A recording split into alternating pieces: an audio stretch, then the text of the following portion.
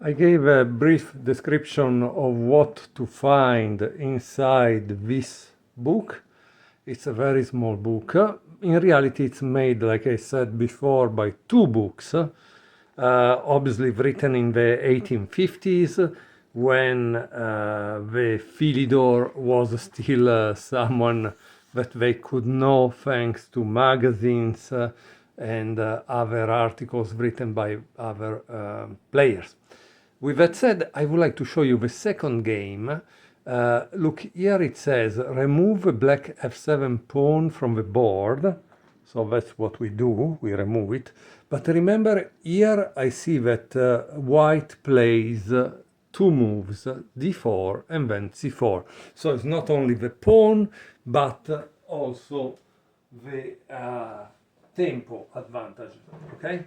Now, you are asking why are we watching the game in this kind of chess set? Because this is what Philidor would have played on.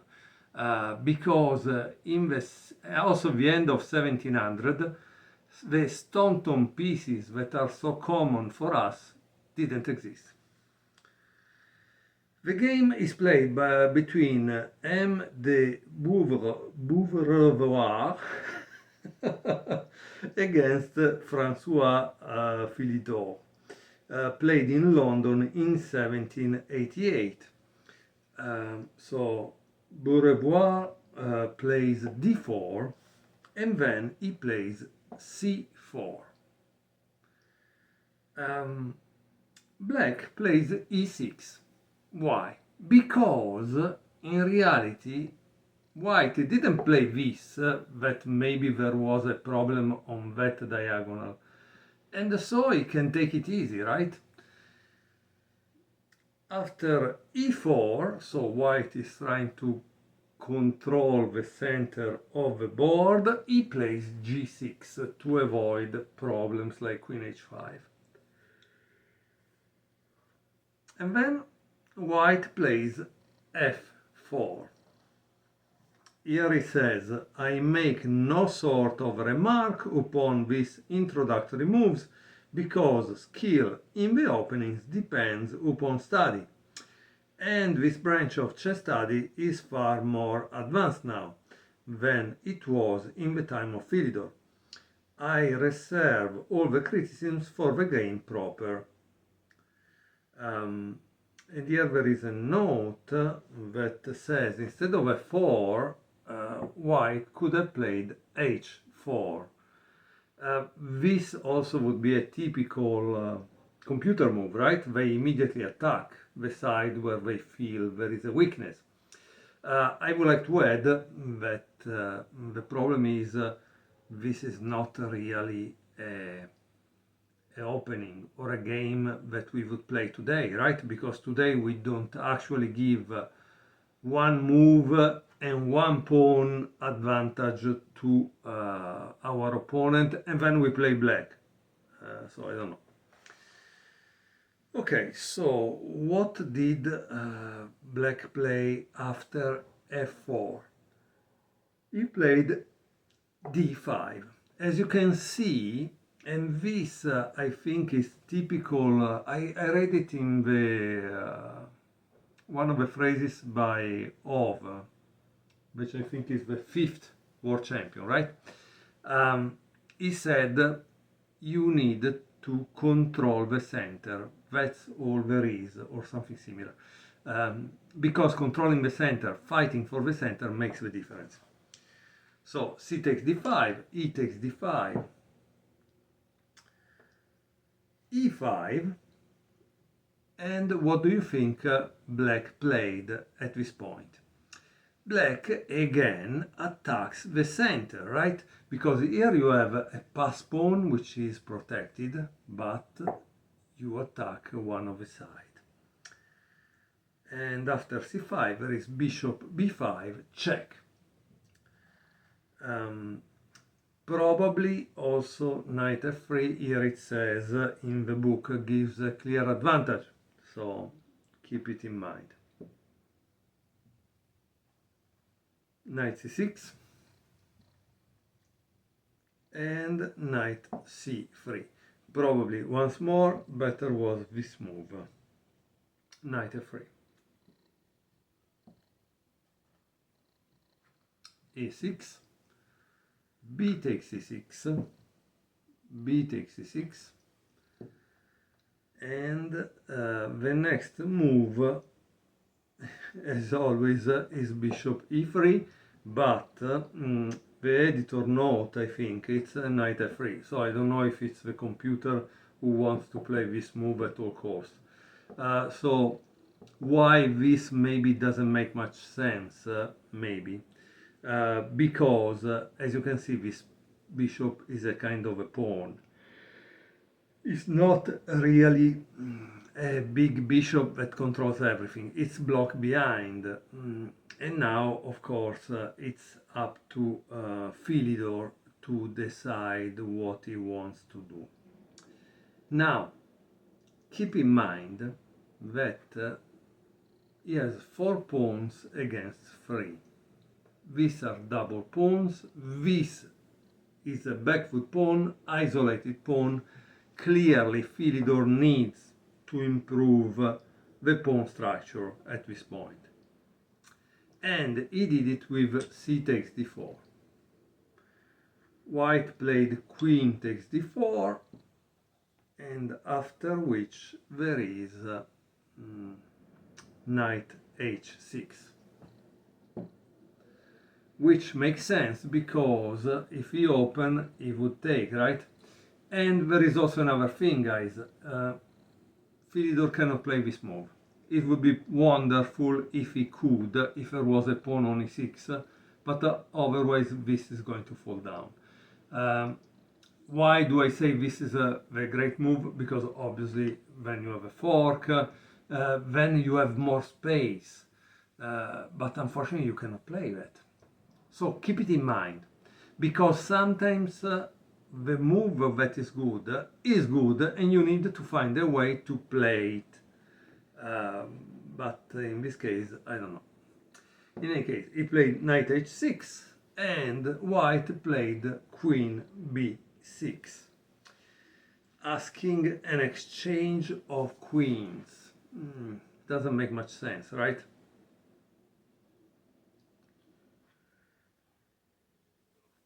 Doesn't make much sense. Why? Because black has the bishop pair, and yes, it's down a pawn, and yes, this is a kind of advance pass pawn, but honestly I don't think it's a good idea. Let's see. Okay, so let's see, here there is a comment that was interesting. Wait, it's interesting. It's just like I told you. In games at odds, the second player has usually a bad position and is glad to bring about an exchange of queens. Here it is white that offers the exchange. The position has, however, by this time become about equal, and I will not therefore condemn queen b6 as a sin against a general principle. The move is, nevertheless, to be blamed, because it must bring white into a bad position or cause him the loss of a pawn. So what was a better move for white in this position? It was queen a4. I thought so, honestly, guys. I wouldn't have played queen b6. Obviously, it depends also the time control, but I think in the end of the 1700, the clocks probably didn't exist, because I think the clocks became something possible nearly at the end of the 1800, if I remember well. If not, please correct me, it doesn't matter. The point is that at this point they were thinking as much as they wanted, okay? And so black takes, bishop takes b6, rook b8, and here white plays knight a4. to protect that. But it's not a great idea. Guess why? Because bishop b4, check.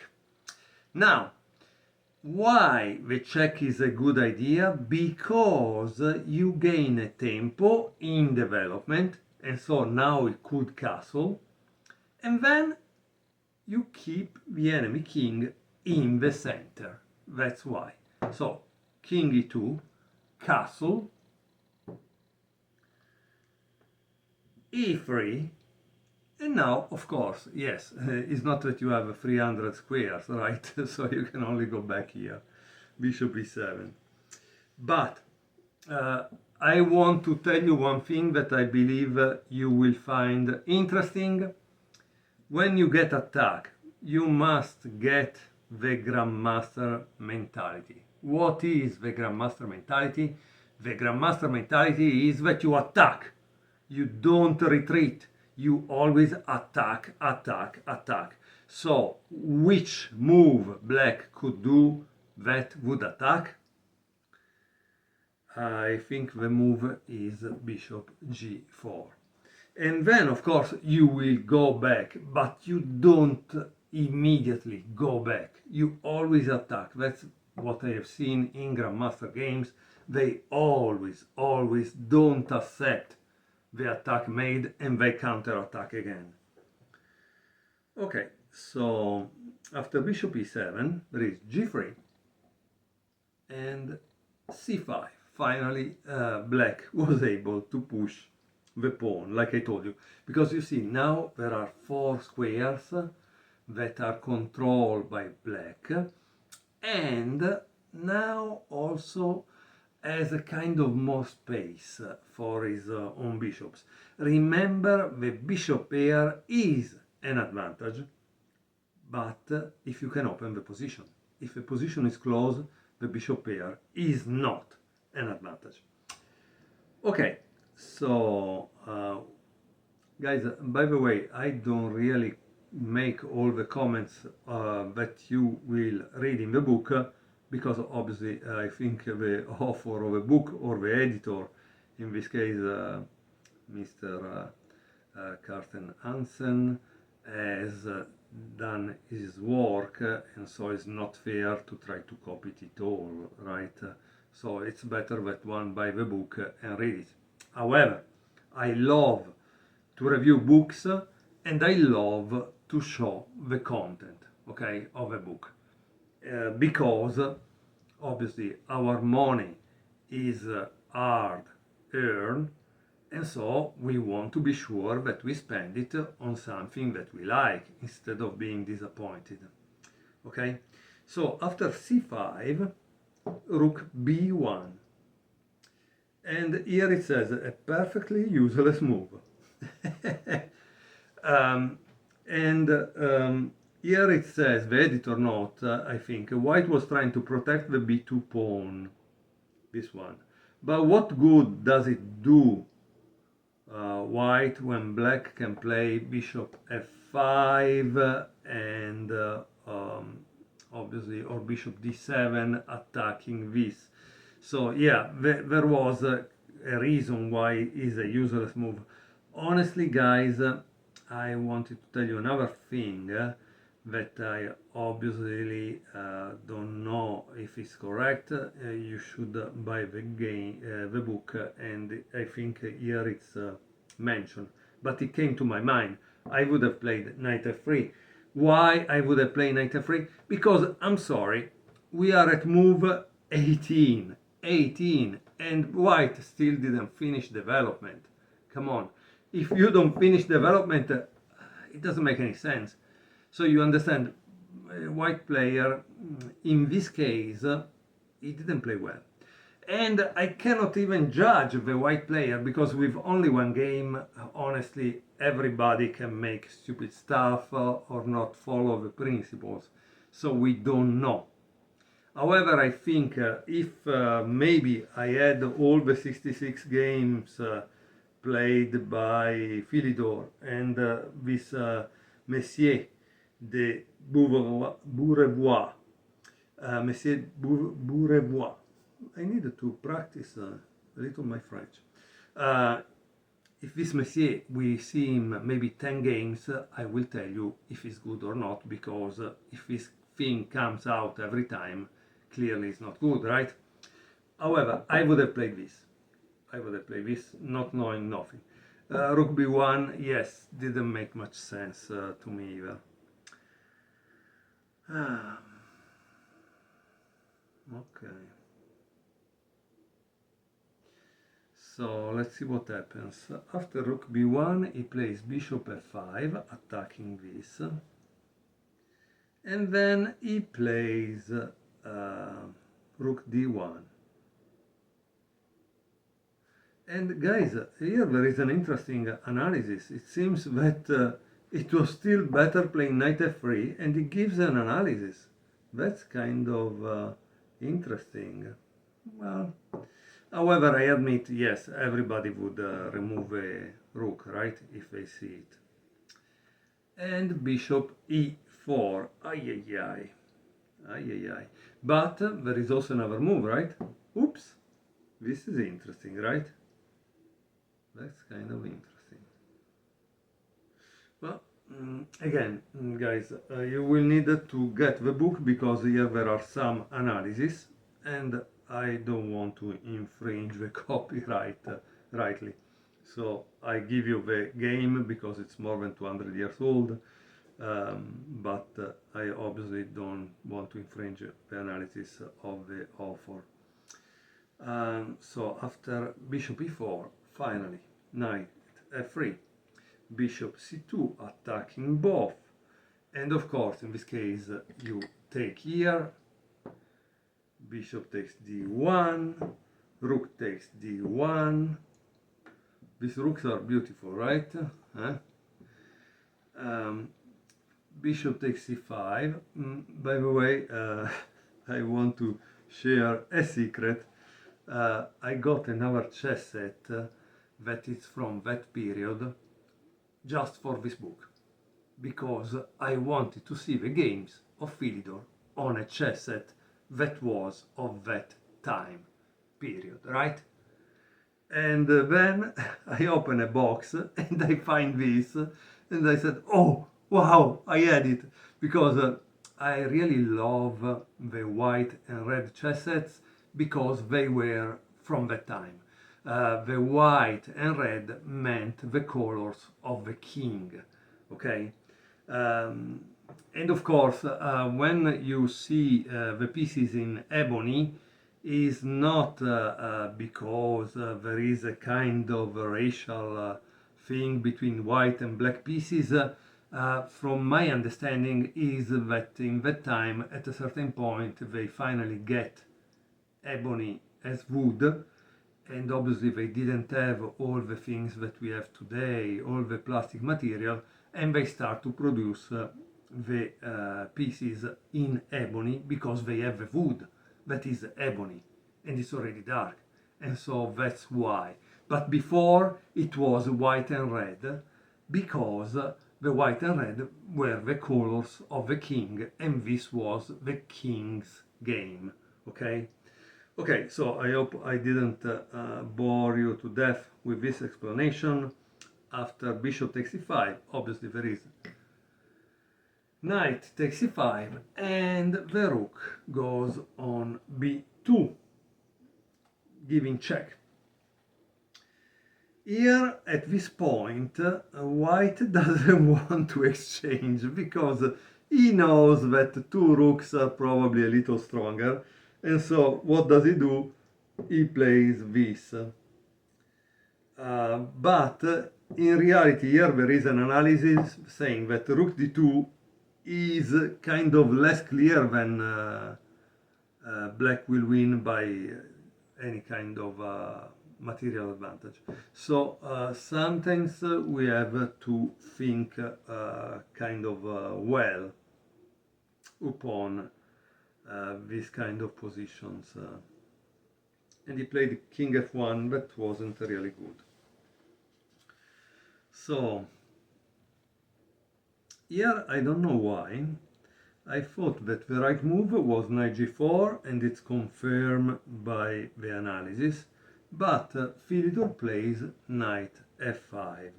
So why knight g4 was what I'm thinking, because of course there is a fork here, but then he's also attacking here, and so for me to attack 2 points compared to 1 was better. But okay, he plays rook d3, probably to block that fork, and obviously Philidor brings the other rook into the game by rook c8, so here it starts to become a problem, right? Knight b3, control the square c1, but rook c2, and we see Nintsovich in action, because Nintsovich told us that the 2nd and the 7th rank are what is really important to control for winning a game. Okay, yet guys, it seems that this move was even stronger, and I urge you to eventually analyze it, because in the book is analyzed.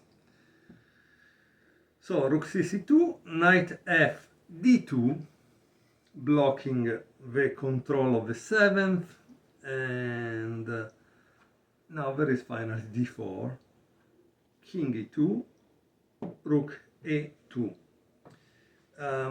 Here it seems it was better to play this. I don't know if the author found it thanks to Stockfish, but let's continue to see the game. After rook a2 there is knight takes d4.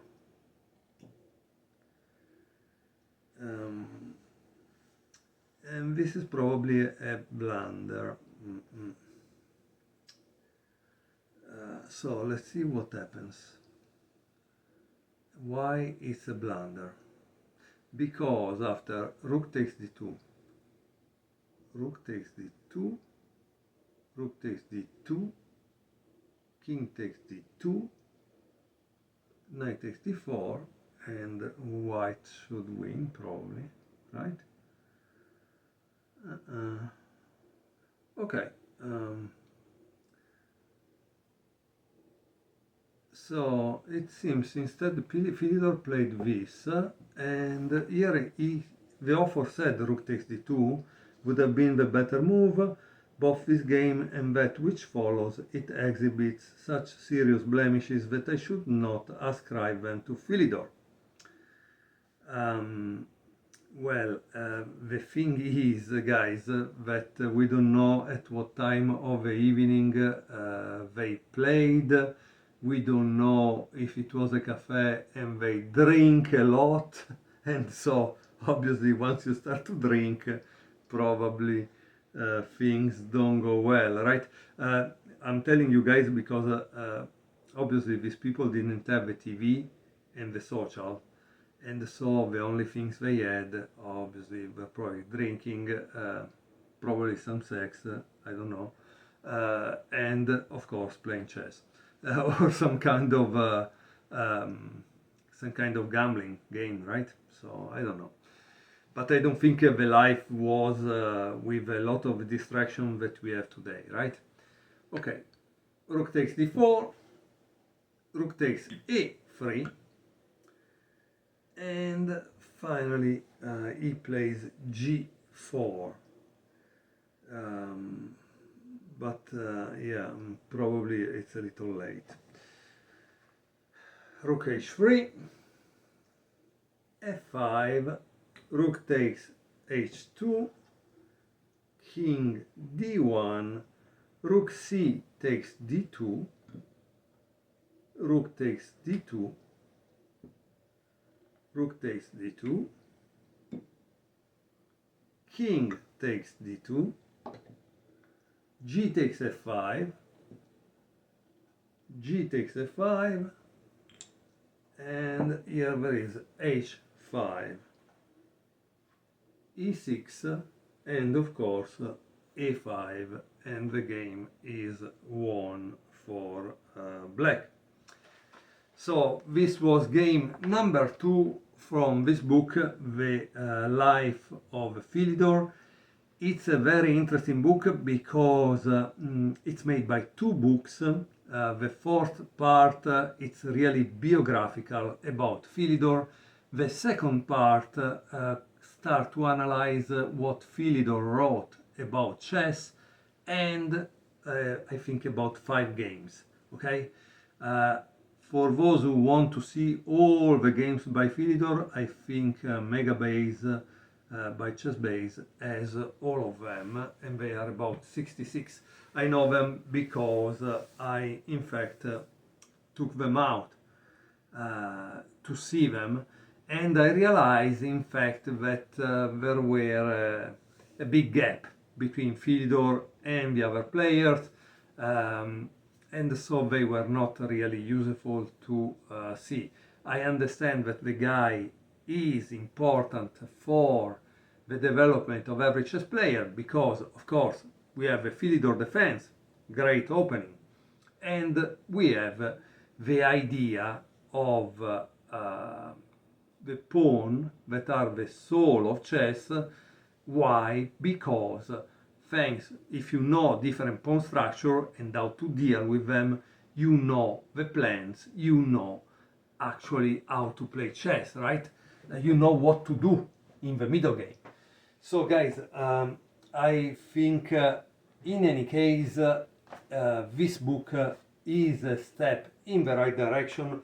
Also, we always have the thinking that if there are only few games, it's not worth it. Is not true, honestly, because the truth is most of the books I have, I never read them cover to cover, so I never saw all the games. So I believe this book can give you a chance to see all the games. Try to take it. And of course, now I made this video in the May 2025. It's becoming summer. If you go to the beach and you want to have a nice book to read, this is definitely it, because you will discover how hard was the life in the 1700s. So I thank you very much for watching this video and see you next time.